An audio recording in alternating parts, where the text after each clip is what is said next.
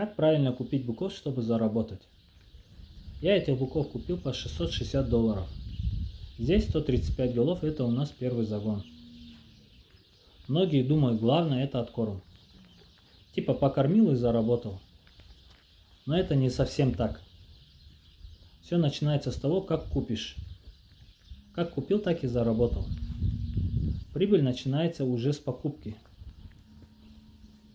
Не надо гоняться за чистокровной породой. Если чистокровный бык дороже на $400-500, это уже вопрос выгоды. Да, чистокровный это хорошо.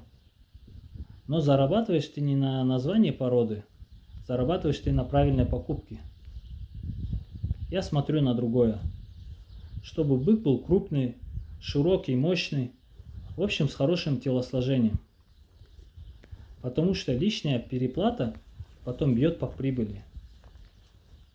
Покупать надо выгодный товар.